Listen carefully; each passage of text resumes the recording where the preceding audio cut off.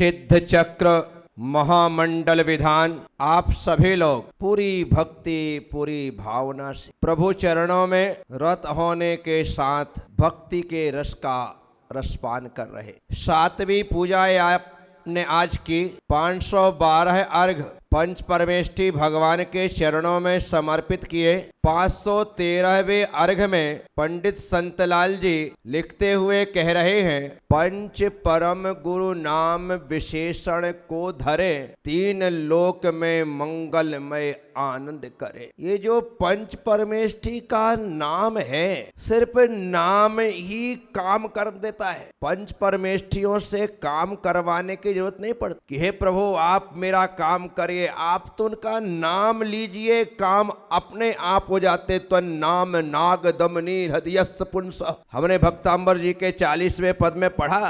तो नाम नागदमनी, आपका नाम 41वां काब, आपका नाम ही काम कर देता है। आप तो बहुत दूर रहे स्तोत्र आपका जो कि सर्वता है निर्दोष। जब हम भक्तांबर जी किसमें देखते हैं कि आपका स्तोत्र तो बहुत दूर की बात है, आपकी कथा मात्र ही हमारे सुख को प्रदान करने वाली होती है, हमें सुख से भर देने वाली। इन सब काव्यों को पढ़ने के पश्चात भगवान के नाम की शक्ति का एहसास होना चाहिए। हिंदुओं में एक कथा आती है अजामिल की। अजामिल नास्तिक था, भगवान को वो मानता ही नहीं था। एक दिन नारद ने भगवान विष्णु से कहा कि प्रभु ये बड़ा पापी है, दुष्ट है, दुराचारी है, भगवान को मानता नहीं, इसका उद्धार कैसे होगा, इसका उद्धार करना चाहिए। भगवान विष्णु ने कहा कि देखो नारद, तुम कहते उद्धार करना चाहिए, उद्धार तो इसका हो जाए, परंतु वो मेरा नाम ले तो उद्धार हो जाए। तो आपका नाम कैसे ले? भगवान ने कहा एक काम कर दे, कभी उसके घर में एक बच्चे ने जन्म लिया है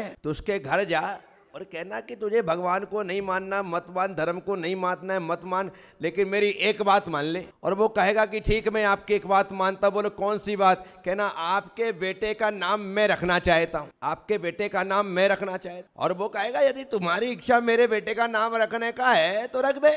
और जैसे ही वो हाँक बोले कि नाम रखने के लिए तो तुरंत मेरा नाम उसका नाम रख देना। बोले हो गया। नारद जी धरती पर आए, अजामिल के घर गए, कहा कि अजामिल तेरे तो पुण्य अच्छे हैं कि तेरे घर में संतान का जन्म हुआ, संतान में भी बेटे का जन्म हुआ और बेटा भी स्वस्थ है, तंदुरुस्त है, खूबसूरत है, सब कुछ बढ़िया है। अजामिल बहुत बढ़िया, तू धर्म को नहीं मानता है अच्छी बात है, तू भगवान को नहीं मानता है और अच्छी बात है, लेकिन मेरी एक बात मान ले। बोले बोलो क्या बात है? बोले मेरी इच्छा है कि मैं तुम्हारे बेटे का नाम रखूं। बोले इसमें क्या है, मैं रखूं या तुम रखो, फर्क क्या पड़ता है? बोले फाइनल। बोले हाँ तू रख दे नाम। नारद ने कहा कि आज से इसका नाम नारायण। क्या नाम हुआ? नारायण। उसने कहा नारायण। बस नाम रख करके नारद जी चले गए। अब ये दिन भर नारायण नारायण करे, क्या करे? नारायण नारायण नारायण नारायण। भगवान को तो बहाना चाहिए था कि मेरे नाम से इसके बेटे का नाम और इसके बेटे का नाम याद करेगा तो मेरा नाम अपने आप लेगा। पहले के लोग होते थे ना तो भगवान के नाम पे ही नाम रखते थे। आजकल रखने लगे उल्टे सीधे नाम। अन्यथा पहले ज्यादातर, आप अभी भी कर्नाटक जाओ, दक्षिण में जाओ तो वहां तो भगवान के पूरे नाम रखते हैं। किसी का नाम शांतिनाथ है, किसी का नाम अनंतनाथ है, किसी का नाम अजितनाथ, सीधे पूरा नाम रखते हैं, अधूरा नाम है ही नहीं। अक्की बाट में गया, अक्की बाट में तो वहां पे 60% लड़कों के नाम विद्यासागर है। कितने? 60% युवाओं के नाम, जिसको देखो विद्यासागर। कमाल हो गया। ये वाले विद्यासागर जी से नहीं, जो पहले विद्यासागर हुए, जिन्होंने पत्थर की शिला को पूरे मंत्र उच्चारण के साथ उड़ाया और सीधे दिल्ली लेकर के गए थे, वो विद्यासागर। जिन्होंने अकबर बादशाह की सभा में जाकर के जिन शासन की गहरी महती प्रभावना की थी, वो विद्यासागर। तो 60% लड़कों के नाम डायरेक्ट विद्यासागर। पहले के लोग भगवान के नाम को ही अपने बेटे का नाम रखते थे। तो अजामिल के बेटे का नाम नारायण। जब मरने का वक्त आया, मृत्यु का समय आया, तो अजामिल नारायण नारायण चिल्ला रहा था। देवदूत लेने आए तो उसे नारायण का नाम लेने के कारण स्वर्ग लेकर के चले गए। मैं उदाहरण सिर्फ इसलिए दे रहा हूं कि भगवान का नाम भी उद्धार करने वाला होता है। वो कथा कितनी सही है, कहां तक सही है, उससे हमें कोई लेना देना नहीं है। मैं आपको सिर्फ इतना बतलाने जा रहा हूं, भगवान का नाम सच्चे मन से लोगे तो आपका उद्धार होगा होगा होगा, यह निश्चित है। इसलिए भगवान के नाम का उच्चारण करते रहना चाहिए। मुझसे मुझसे पूछा कि महाराज श्री 24 ही तीर्थंकर क्यों होते हैं, 25, 26 या 22, 23 क्यों नहीं होते? कई लोगों के प्रश्न होते। मैंने कहा कि भाई तेरा प्रश्न तो बहुत अच्छा है कि 24 ही तीर्थंकर क्यों होते हैं। अब मैं तुझसे पूछना चाहता हूं, तू बता कि 24 ही घंटे क्यों होते हैं? तो उसको तो उम्मीद ही नहीं थी कि मुझसे ऐसा प्रति प्रश्न कर लिया जाएगा। मैंने कहा 24 ही घंटे क्यों होते हैं? बोले हो 24 घंटे होते हैं तो होते हैं। मैंने कहा 24 तीर्थंकर होते हैं तो होते हैं। बोले नहीं नहीं, कोई तो कारण होगा। तो मैंने कहा तीर्थंकर होने का कारण है तो घंटे होने का भी कारण होगा। बोले कारण होगा तो आप ही बताओ कि 24 घंटे क्यों होते हैं। उसने तीर्थंकर वाला प्रश्न छोड़ ही दिया। बोले 24 घंटे क्यों होते हैं? मैंने कहा 24 घंटे इसलिए होते हैं क्योंकि 24 तीर्थंकर होते हैं, और 24 तीर्थंकर इसलिए होते हैं क्योंकि 24 घंटे होते हैं। बोले मैं समझा नहीं। मैंने कहा हर घंटे में एक तीर्थंकर को याद करके हर घंटे को सार्थक करने के लिए एक तीर्थंकर का अवतरण हुआ है। 24 तीर्थंकर है, 24 अवतार है, 24 पैगंबर है, 24 बुद्ध है। हर जगह संख्या 24 है। सबने 24 स्वीकार किए। हमारे यहाँ 24 तीर्थंकर, हिंदुओं में 24 अवतार, बुद्धों में 24 बुद्ध और इस्लाम में 24 पैगंबर। हर जगह 24 है। इसका मतलब है 24 घंटे ये 24 तीर्थंकर स्मरण करने के योग्य हैं। जो इनका स्मरण करता है उसका जीवन धन्य धन्य हो जाता है। पंच परम गुरु नाम विशेषण को धरे।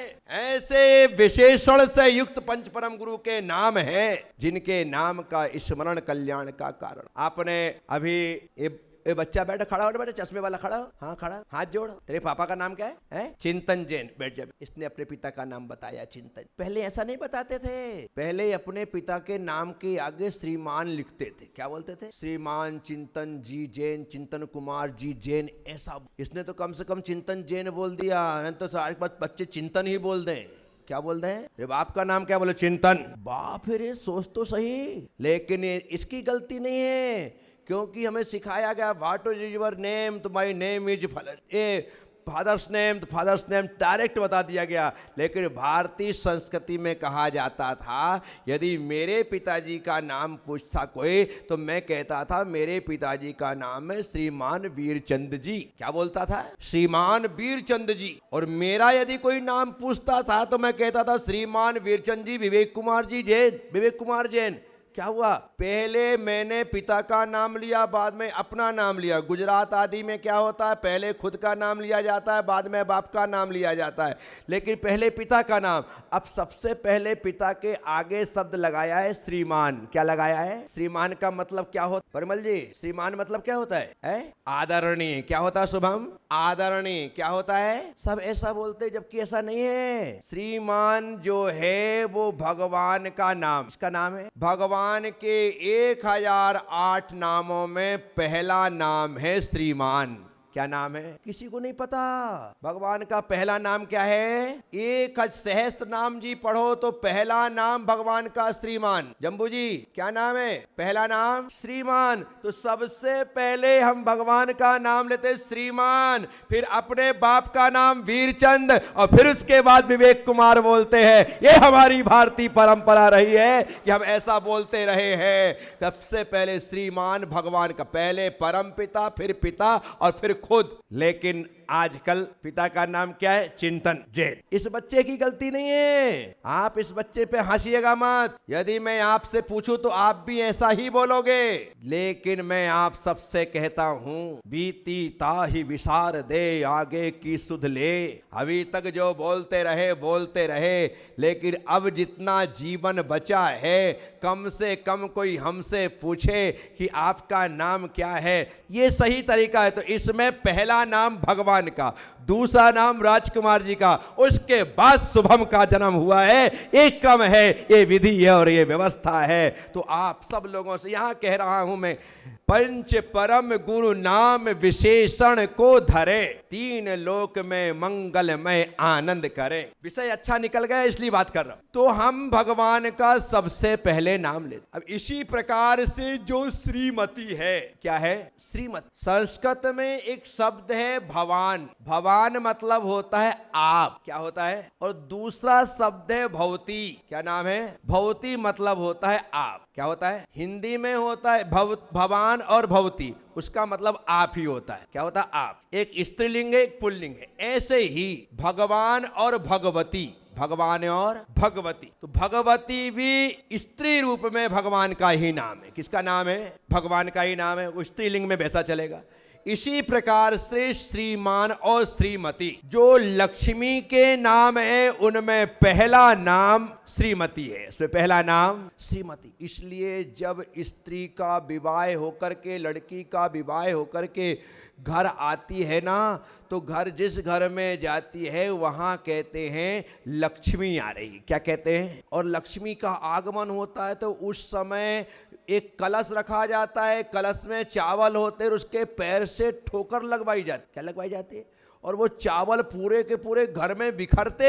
ये सब क्या प्रयोग किया है? क्या प्रयोग है? ये प्रयोग यही है कि उसमें चावल है, चावल को अक्षत कहते हैं कि जो लक्ष्मी हमारे घर में आई है, इसके आने से हमारा धन धान सुख सौभाग्य सब अक्षयता को प्राप्त हो, इसलिए वह क्रिया, वह प्रक्रिया की जाती है। की तो आप लोगों ने भी है, लेकिन इसका अर्थ, इसका भाव पता नहीं होता है। पैर लगाना है, लगा दिए, लुढ़काना है, लुढ़का दिया, अब काम खत्म हो गया। नहीं, लक्ष्मी का प्रतीक है। इसी प्रकार से जब बेटी का जन्म होता है तो कहते हैं लक्ष्मी का जन्म हुआ है। क्या कहते हैं? लक्ष्मी स्वरूप है। तो सबसे पहले नाम श्रीमती, आप लक्ष्मी स्वरूप हैं। क्या है? अब स्त्री का नाम लिया जा रहा है। अब देखो, पिता का नाम, हम अपना नाम बताया तो श्रीमान राजकुमार शुभम कुमार जैन बोला। क्या बोला? राजकुमार शुभ कुमार जैन बोला। लेकिन अब यहां पर श्वेता अपना नाम बताएगी। कैसे बताए? पहले परिमल का नाम बोले या खुद का नाम बोले तो स्त्री के साथ मामला उल्टा है। कैसा है? सीता राम राधा कृष्ण उमापति महादेव पहले स्त्रियां हैं, तो ये अपना नाम बताएगी तो श्रीमती श्वेता परिमल जी जैन। क्या नाम होगा? श्रीमती श्वेता परिमल जी जैन। ये लक्ष्मी स्वरूप है और उसी स्वरूप को लेकर के आए हैं। तो इनकी, अब इसके लिए ऐसा क्यों किया गया? तो कहते हैं स्त्री जो है वो कमजोर है। स्त्री जो है वो थोड़ी चारों तरफ से भय से घिरी रहती है, हमेशा उसके साथ डर लगा रहता है।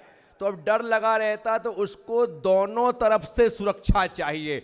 एक तरफ से लक्ष्मी स्वयं उसकी रक्षा करेगी और दूसरी तरफ से पति उसका रक्षा करेगा और बीच में उसका नाम सुरक्षित रहेगा। ये इसकी विशेषता होती है, इसलिए नाम इस प्रकार से रखे जाते हैं। आपने गौर किया हो कि जब पूजा पाठ में आप बैठते हैं तो बैठने पर भले आप लोग यहाँ पर भी सिस्टम से नहीं बैठे, नहीं बताया गया, अन्यथा स्त्री हमेशा पुरुष के लेफ्ट हैंड में बैठती। कहाँ बैठती? स्त्री हमेशा पुरुष के लेफ्ट हैंड में बैठती है। इसलिए स्त्री को वामांगी कहते हैं। क्या कहते हैं? क्या कहते हैं? वामांगी कहते हैं। क्या कहते हैं? वाम मतलब दक्षिण, दक्षिण मतलब उल्टा, उल्टा मतलब लेफ्ट, लेफ्ट साइड। तो स्त्री को वामांगी कहते हैं। स्त्री को वामांगी कहते हैं। तो इसलिए रक्षा सूत्र भी बांधे जाते हैं तो पुरुष के हाथ में राइट हैंड में होता है, स्त्री के हाथ में लेफ्ट हैंड में होता है। और जब आप पूजा करने बैठे इस प्रकार से, किस प्रकार से? इस प्रकार से।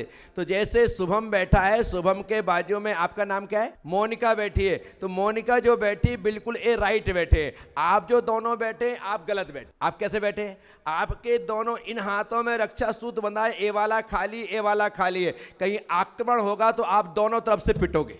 और रक्षा सूत्र बंधा है, दोनों तरफ से रक्षा कवच है, आप पर किसी प्रकार की आसुरी शक्ति आक्रमण नहीं कर सकती है। ये इसका सिद्धांत है, ये लॉजिक है। क्या है? ये हमेशा ध्यान में रखो। तो यहां पर पंच परम गुरु नाम विशेषण को धरे, तीन लोक में मंगल में आनंद करे। तीनों लोकों में आनंद कोई करने वाला है तो पंच परमेष्ठी भगवान कौन है? इनसे ज्यादा आनंद कहीं नहीं मिल सकता। कितने भी पंडित ले आओ, कितने भी विद्वान ले आओ, कितने भी त्यागी व्रती ले आओ, लेकिन एक दिगंबर साधु जिसको काखा गा भी ना आता हो, उसकी दिगंबर मुद्रा मात्र देखने से हमारी कर्मों की संबर और निद्रा होती है। कितने भी आ जाएं, लेकिन एक दिगंबर मुद्रा है, उसे बोलना ना आए ना तो भी दिगंबर मुद्रा नमस्कार करने मात्र से संवर निद्रा में कारण बन जाती है। इतनी महत्वपूर्ण है। ये उम्र पूजा पाठ करने की नहीं है। इस उम्र के बच्चों से कहो तो कहते अभी कोई उम्र है कि बुढ़ापे में करेंगे, लेकिन जब इस उम्र के लोग भगवान की भक्ति में पूजा पाठ करने में शामिल होते हैं तो लगता है कि अभी युवाओं के मन से धर्म खत्म नहीं हुआ है, अभी भी युवाओं में वो धर्म की भावनाएं विद्यमान हैं। जो लोग कहते हैं कि युवाओं धर्म से दूर भाग रहे हैं, मैं उन लोगों से कहता हूं कि इन लोगों को आकर के देखो, पता चल जाएगा कि युवा धर्म से दूर भाग रहे हैं या धर्म में लीन होकर के भगवान की भक्ति कर रहे हैं। ये आपको सोचना।